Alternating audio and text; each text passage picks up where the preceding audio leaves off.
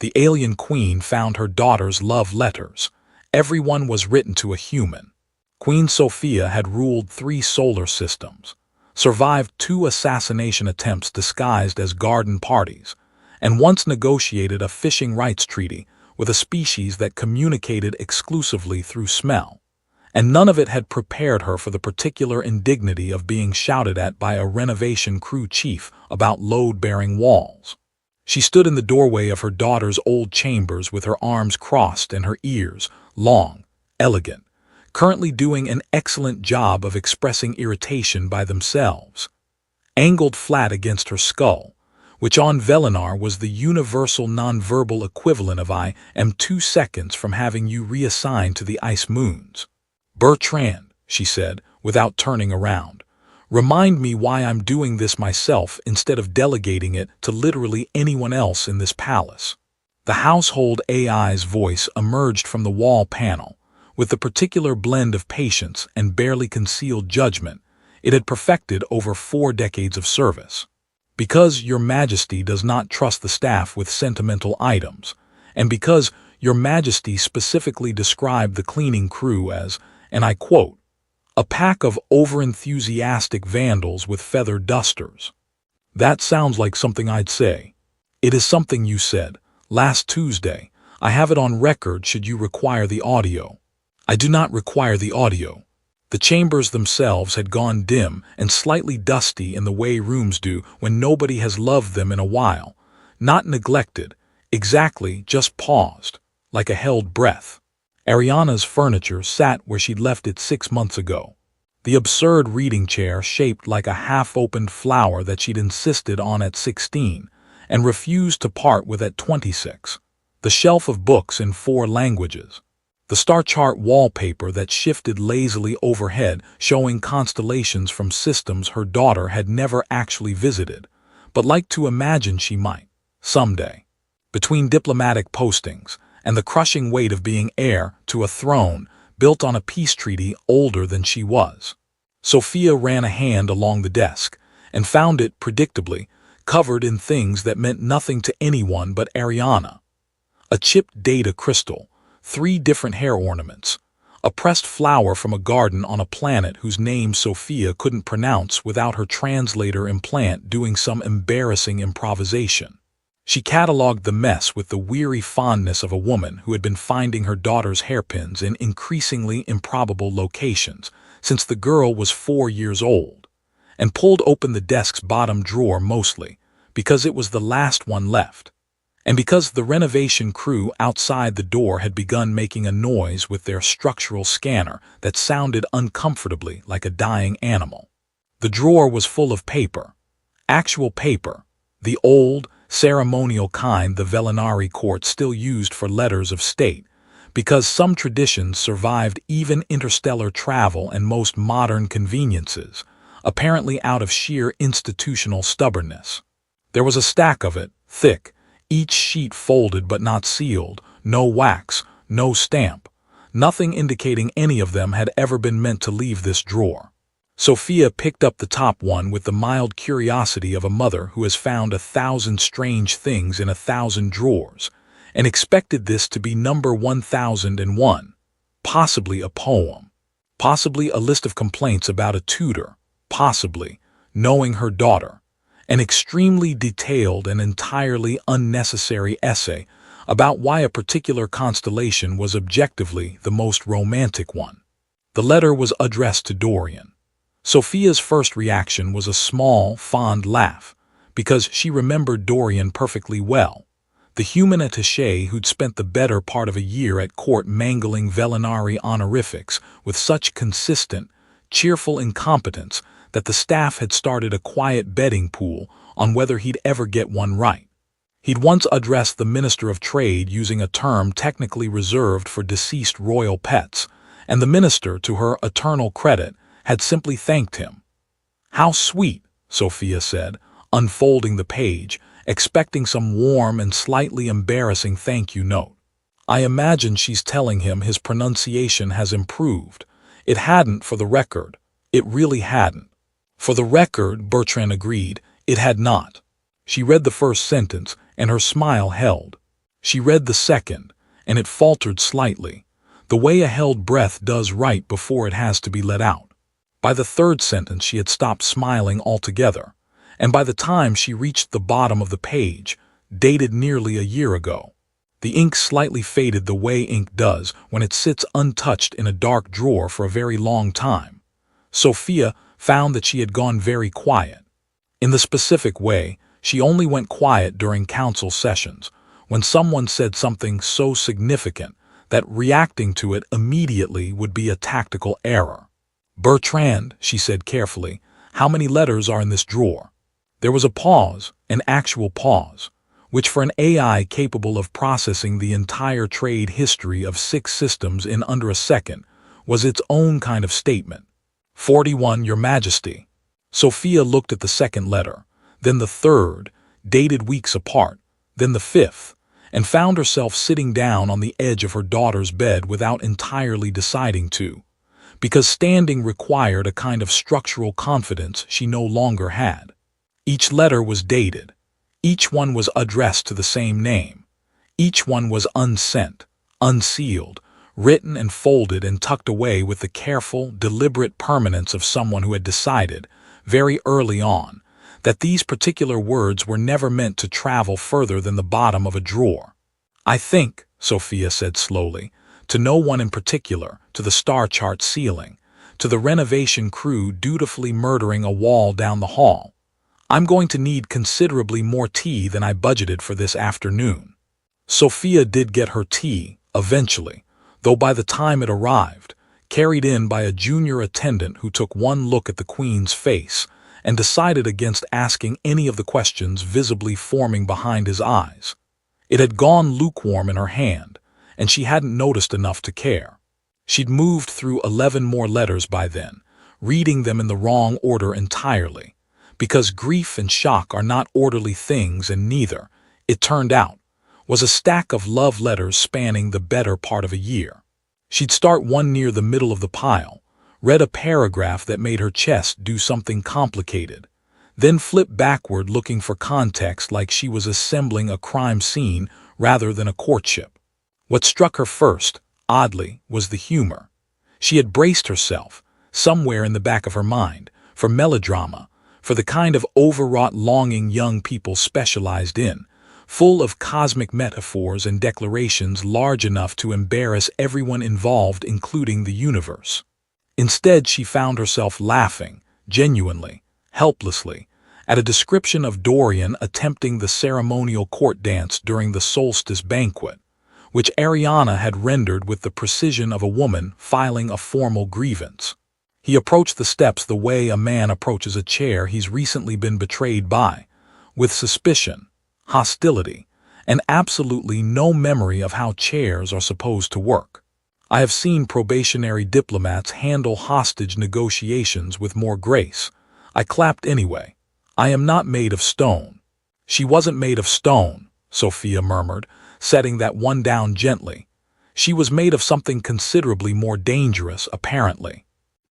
Bertrand mercifully said nothing, though the wall panel did dim its ambient light slightly, which over 4 decades Sofia had learned was the AI's version of giving someone privacy without admitting that's what it was doing.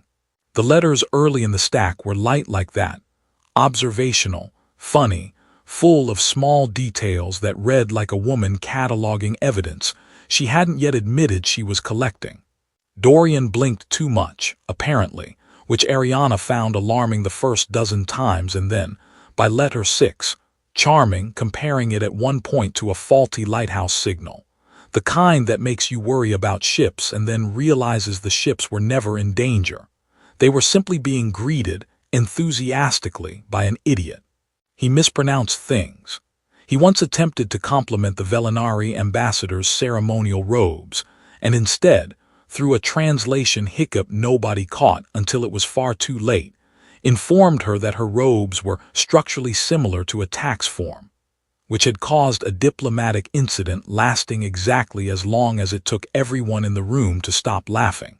But somewhere around the 15th letter, dated roughly 4 months into whatever this had been, the tone shifted, the way weather shifts not suddenly, but in a way you only notice once you're already standing in it.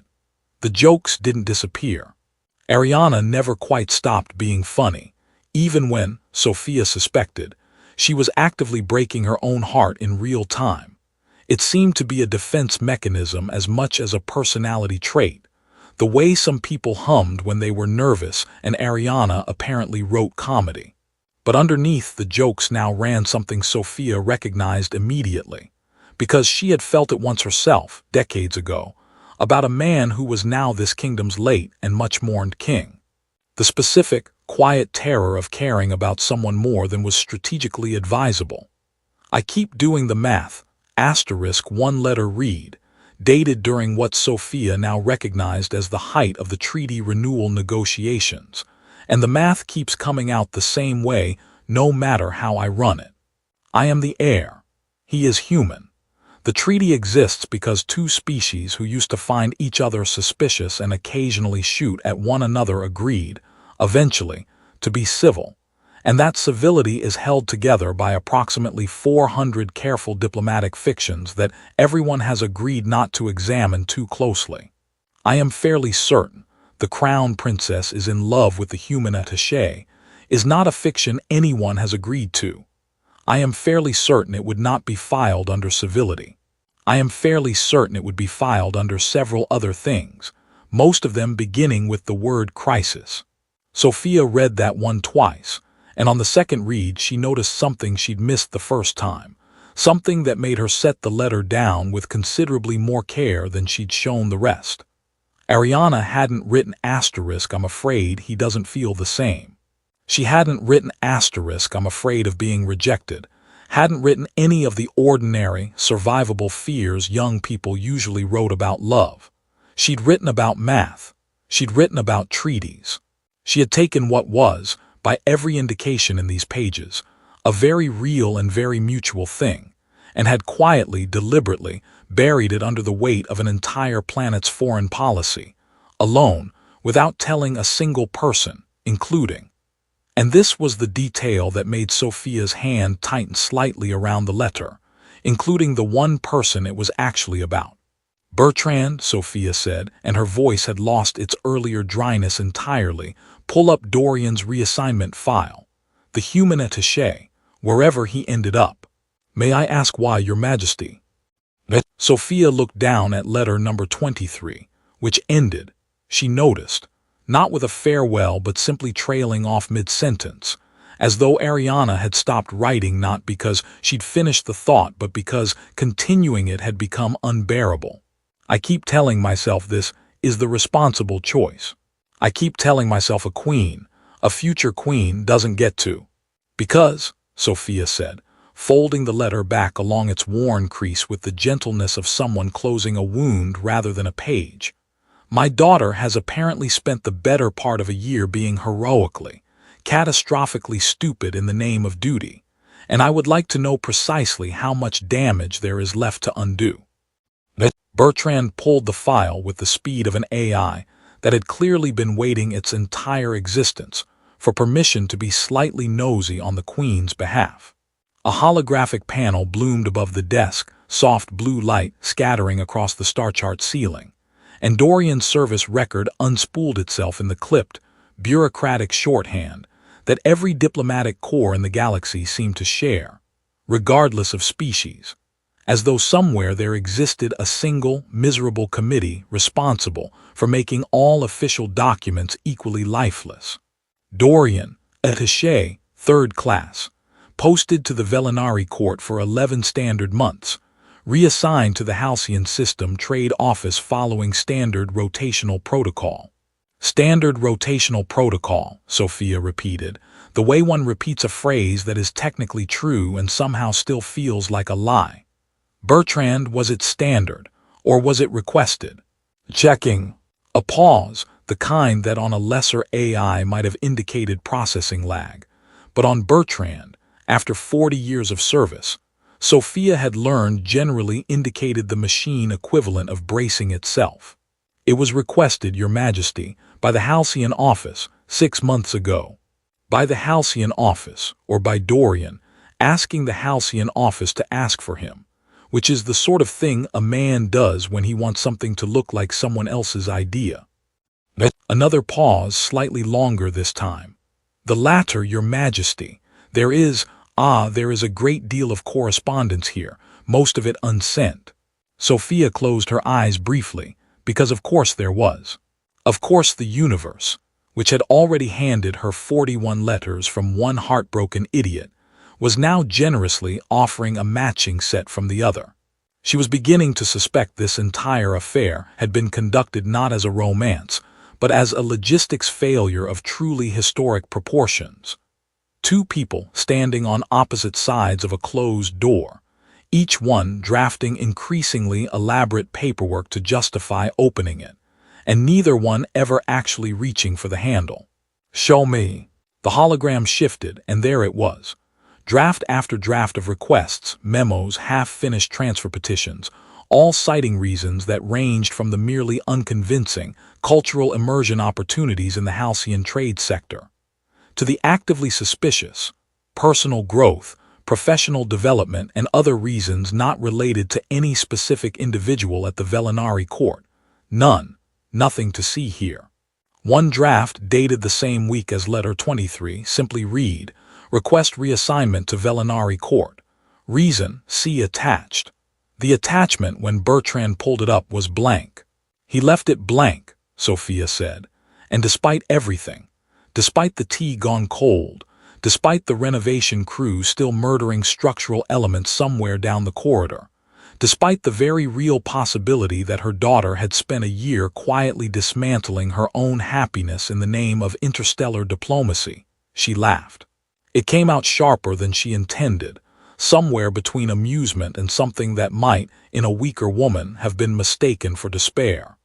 He drafted an entire request, attached a document explaining his reasoning, and then simply didn't write the reasoning. "Bertrand, is this what passes for courtship among humans? I am an artificial intelligence designed primarily for household management and minor diplomatic scheduling. Your Majesty, I would not presume to speak for an entire species." "That's a no, then." "That is a very emphatic no, Your Majesty." Sofia stood, finally, smoothing the front of her robes with the particular briskness of a woman who has stopped grieving a situation and started planning to fix it, which in her experience were two entirely different postures, requiring two entirely different muscles.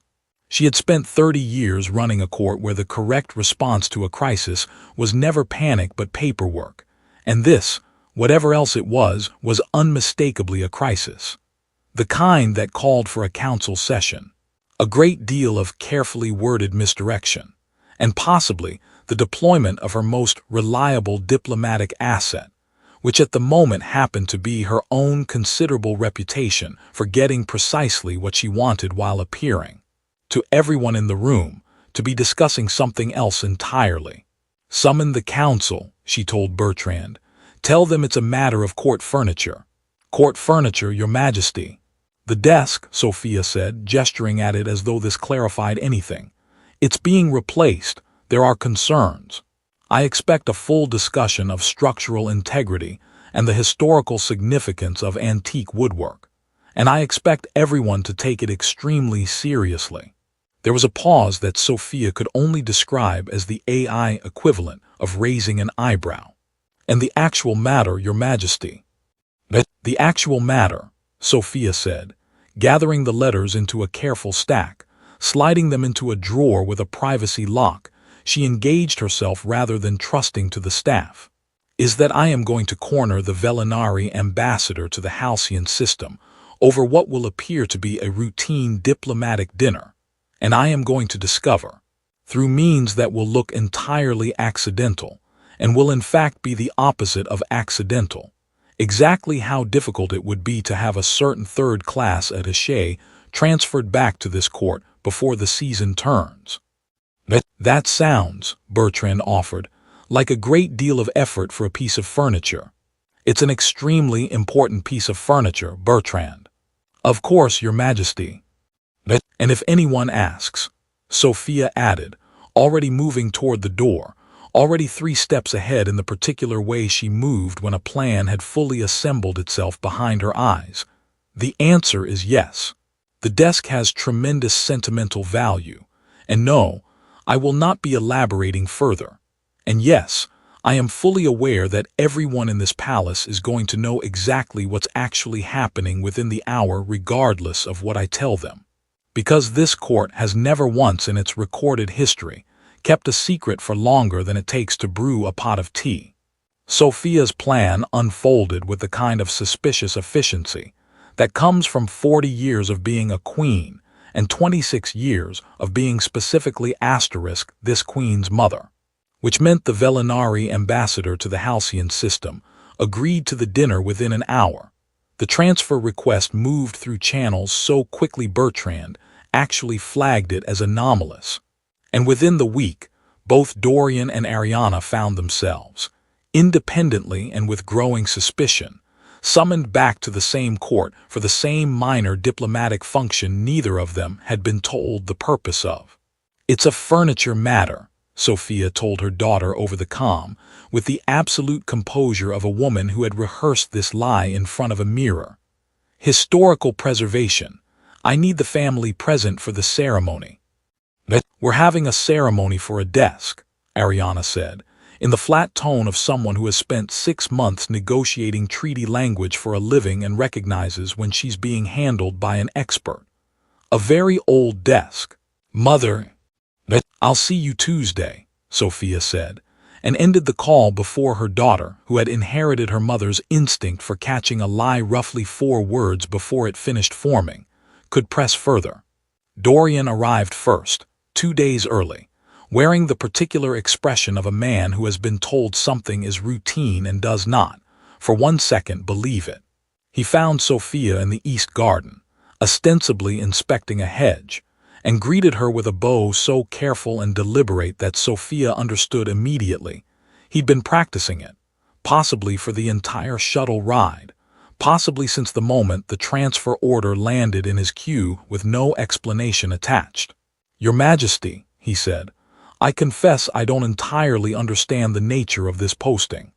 "Don't you?" Sofia said, not a question, and watched something flicker across his face that confirmed every suspicion the letters had already given her. He had the look of a man holding his breath for reasons he couldn't name, which was, Sofia reflected, an excellent match for her daughter, who had spent a year doing precisely the same thing with considerably better vocabulary. She did not tell him. That part, she decided somewhere over the cold tea 3 days earlier, belonged to Ariana, not because Sofia lacked the nerve, but because some things, even a queen's interventions, needed to leave room for the people actually living them to choose their own next sentence. So she simply invited him to dinner, mentioned the desk again with a straight face that would have served her brilliantly in any negotiation, and left him standing in the garden looking like a man who suspected he'd walked into a trap and was, against all his better diplomatic training, hoping he was right. Ariana arrived the next morning, and the moment she stepped off the transport, Sofia watched her daughter's eyes move across the courtyard with the practiced efficiency of someone scanning for threats, and land instead on Dorian, standing near the fountain in his ill-fitting formal coat, attempting and failing to look like a man who was here purely for ceremonial woodworking purposes. Ariana stopped walking. Dorian stopped breathing, by the look of it, and for one long, suspended moment, the entire courtyard seemed to be waiting for anyone, to say something that wasn't about furniture. "You look," Dorian said finally, "like a woman who's about to ask why I'm here." "I look," Ariana said, "like a woman whose mother told her this was about a desk." "It might be about a desk." "It is not about a desk." "No," Dorian admitted, "I don't think it is." Sofia, watching from the colonnade with the particular satisfaction of a woman whose plans were unfolding exactly as designed, decided this was the moment to intervene before either of them talked themselves back into the careful, exhausting fiction they'd both apparently been maintaining for an entire year. She crossed the courtyard, took her daughter by the arm with the gentle, unstoppable force she'd used, since Ariana was small enough to be picked up bodily, and removed from arguments she was losing, and steered her toward the private study, leaving Dorian standing by the fountain looking like a man whose entire understanding of the day had just been quietly demolished. "I found your letters," Sofia said, once the study door had closed, and watched her daughter's face do something complicated: shock, then horror, then a kind of resigned recognition, as if some part of her had always known the universe wasn't going to let her hide this forever. "All 41 of them. I read them. I'm not going to apologize for that because I'm not sorry, and because the desk genuinely is being renovated, which means you'd have found out eventually that I'd gone through it." "Mother, you decided," Sofia said, before Ariana could assemble whatever defense she was reaching for, "that protecting the treaty meant protecting it from you, from your own happiness. And I understand why. I have spent my entire reign believing duty and desire live in separate rooms, and I taught you that, which means this is at least partially my fault, and I am old enough now to admit that." She set the stack of letters on the desk between them, everyone carefully folded, everyone finally, after a year, about to be read by someone other than the woman who wrote them and the mother who'd found them. "But I have also spent 30 years watching this court survive worse crises than its crown princess falling in love with a decent man who mispronounces our honorifics. And I am telling you, as your queen and considerably more importantly as your mother, that a peace which cannot survive you being happy was never as strong as we told ourselves it was." Ariana looked down at the letters, then up at her mother, and for the first time in the entire conversation, something in her face loosened, not relief exactly, but the particular unclenching of a person who has been holding a weight so long they'd forgotten what their shoulders felt like without it. "He's in the courtyard," Sofia added, already moving toward the door, already done with the part of this where she had to be diplomatic. "Standing by the fountain, still wearing that coat which, for the record, fits him terribly, and I'd like it on file that I told you so before any of this happened, because I am allowed exactly one moment of being smugly correct about my daughter's love life, and I intend to take it." She left her there with the letters and the choice, and walked back out into the garden where the renovation crew had finally, mercifully, gone quiet, and where Dorian still stood by the fountain, visibly bracing for something he didn't yet understand, and Sofia thought, watching the late afternoon light settle gold across the courtyard, that she had spent 30 years being a queen who governed by treaty and protocol and the careful management of every variable a kingdom could produce, and that perhaps, after everything, the truest piece she'd ever built wasn't the one written into any of the documents in her archive, but the one currently working up the nerve to cross a garden, in a badly fitted coat, toward the only thing in this whole arrangement worth the risk.